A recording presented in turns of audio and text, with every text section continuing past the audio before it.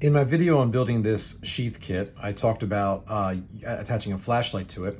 So I'd like to use this video to go over the various options there.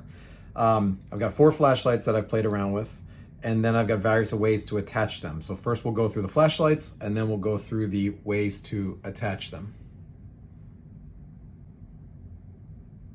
All right, first I'll just show you the flashlights we have here. So first we have two flashlights that are popular among hikers. We've got the ThruNite Ti3 version 2 keychain. This is the clip that comes with it. It can be put on here or here, so you can manipulate it to be, you could put it here and clip it to your hat. Or when I use it here, I normally keep it on that end as well. So if I attach it to the kit, I have it pointing down usually. All right, here you've got the NiteCore thumb.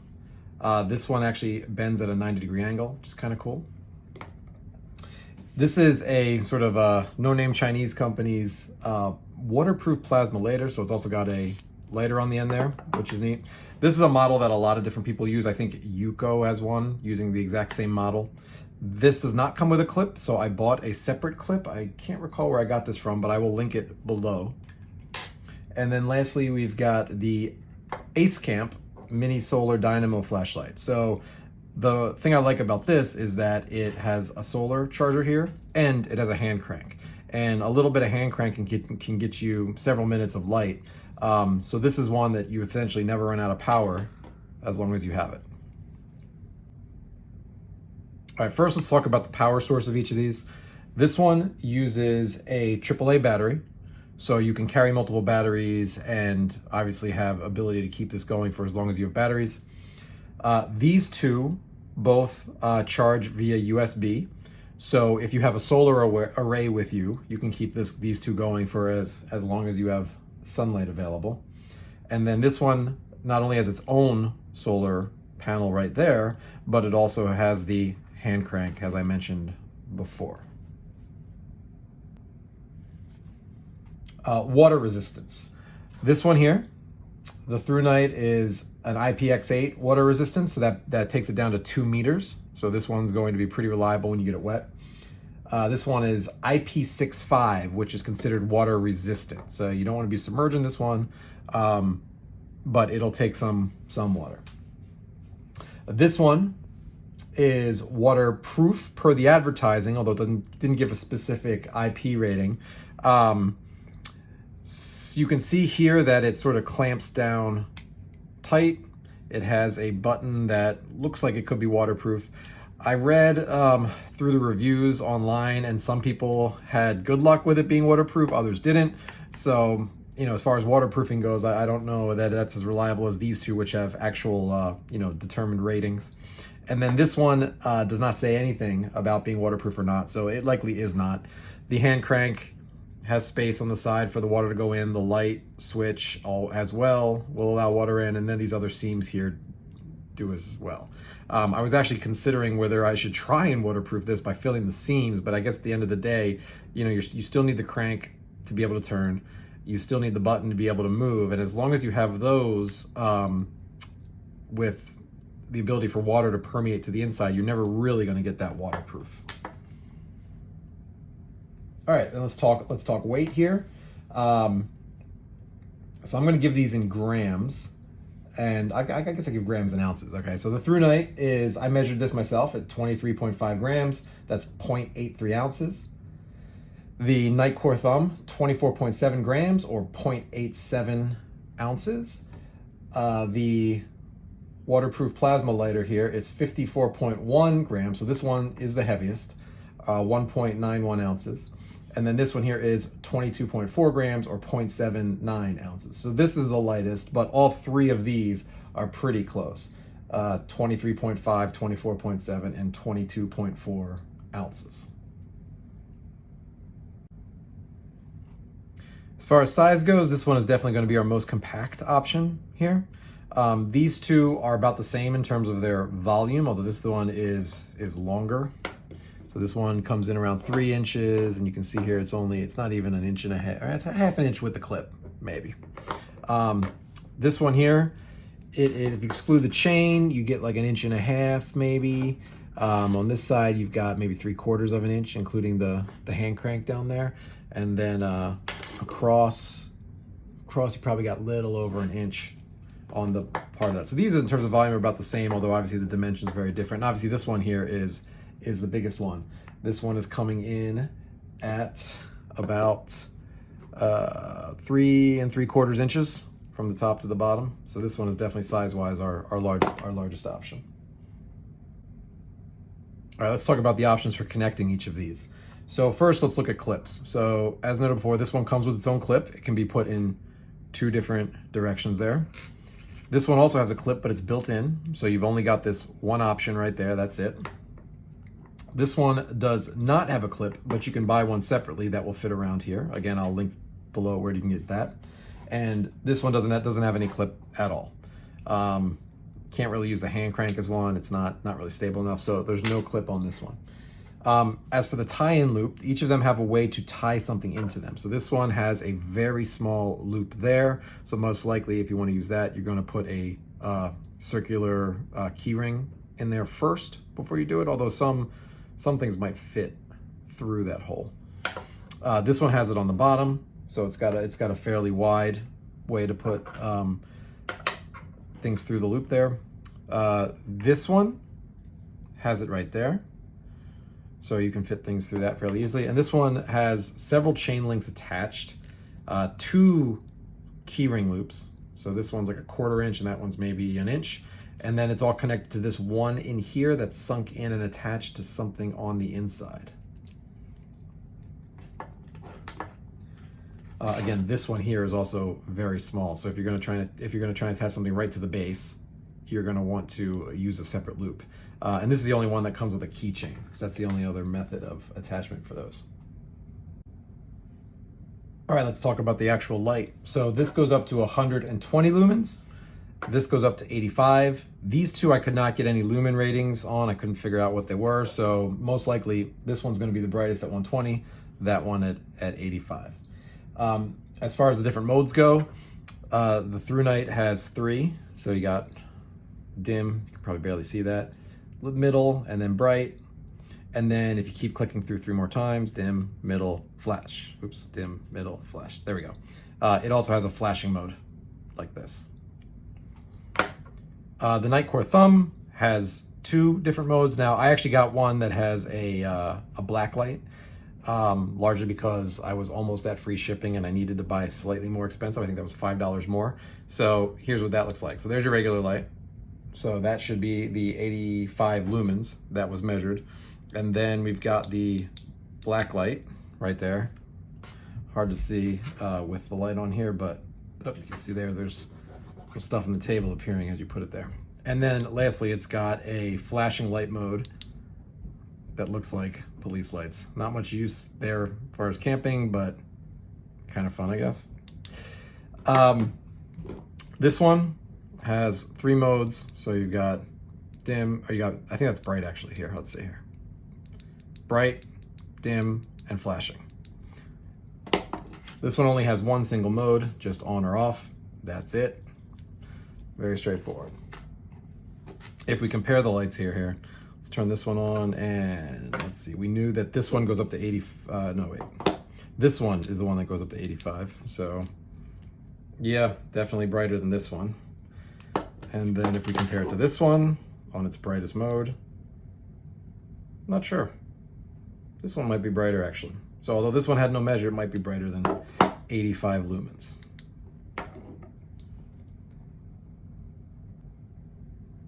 All right, let's talk about a couple other notable features that weren't mentioned previously. So this one I mentioned quickly has the head that swivels like this. So if you, for example, have it on here, right, clip to the side, let's say, and you turn it like this, you now have a light pointing forward. So that's a neat feature that none of the other ones have. You might be able to get the equivalent by repositioning them, but this one has it just by simply flicking it up and down like that. Really straightforward. This one, of course, has the lighter on top, so that's unique of these. So that's an arc plasma lighter. I'm not a huge fan of these, but it's nice to have the extra fire starting source. All All right, starting with the ThruNite, let's show how each of these gets attached to the kit. So for this one, you'd put the ThruNite's clip on like this, and then we're gonna clip things to this side repeatedly. So I'll just show you what this looks like. I've actually, as you can see here, clipping things actually causes a little damage, so it's a little tricky, but they will all fit on there. So that's how you clip it on. For the NiteCore thumb, we've got basically the same situation here. We're gonna go down the same slide here and get it on there. Now remember, I mentioned before that this head can swivel, so if you're wearing this on your left side, like I usually do, turn this on, and then you've got it pretty much pointing forward. In this case, it actually angles a bit to the side, but that'll give you enough light in front of you to at least not trip over anything on the ground in front of you. So for this one with the lighter, we're gonna put this clip on. You've gotta put it on sideways here because you see how it's actually thinner. If you put it on this way, it doesn't fit. But then once you put it on sideways and you twist it, it will pinch quite well. So I like to put it next to the button so I can easily find the button in the dark. I always know it's next to the clip. So we'll push that on there, and then we'll slide this over like so. And you can see here now the button, I find the clip, I can easily find the button. It's always in the same spot. And just like with the other ones with clips, we're gonna send it down the side here like this. And there you go. It is now clipped on.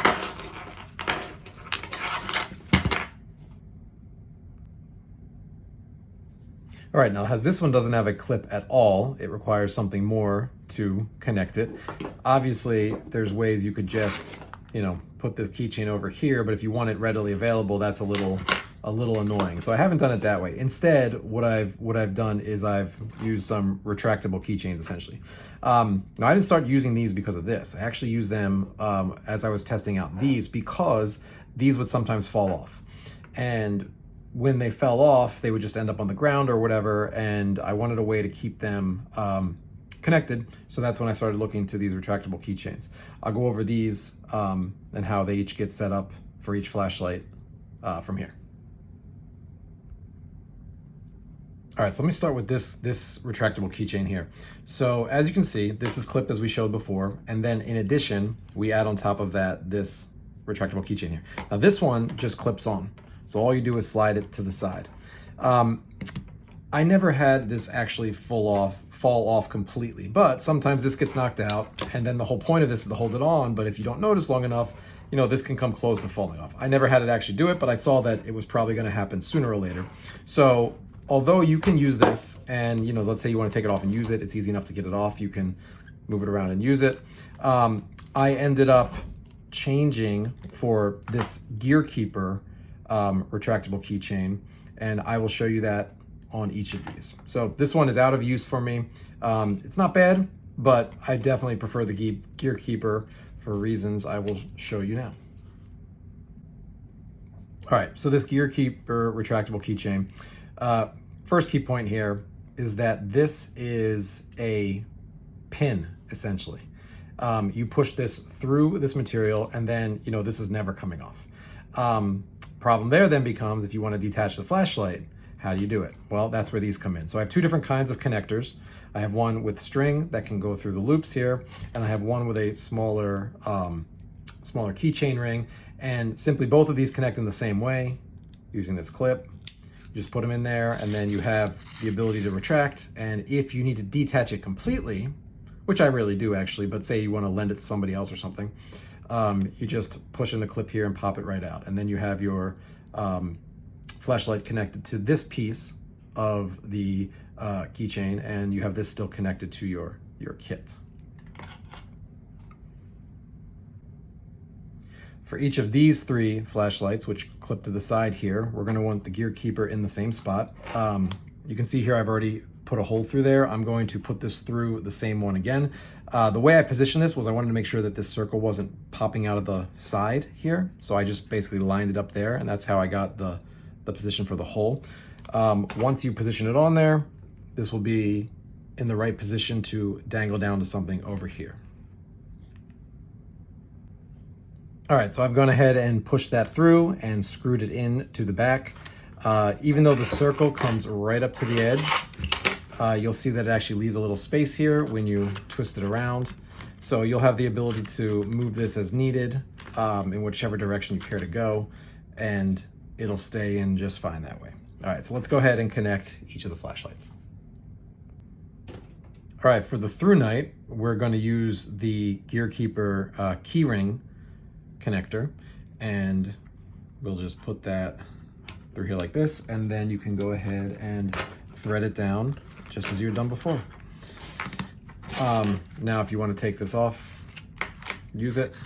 You can even let it just dangle. So if it falls off the clip, you've got it safe, and you can keep it handy here on the side. All of them will effectively behave in the same way as this. For the NiteCore thumb, we're going to use this longer one. Once it's positioned here, you need a little more give. You need a little more space down to the string here. So you need to cover this distance, right? So we can't use the key ring and have it in this position. So what we're going to do is we're going to just thread this through like that, just a simple loop, pull it tight, plug that in. All right, now we can just attach it as we did before with the clip, and voila, we've got it connected. For this one as well, we need to cover a little more distance, so we're going to use the string connector from GearKeeper here. So again, just loop it through, pull it tight, connect, and then all you have to do is get it in here, just as before. There we go.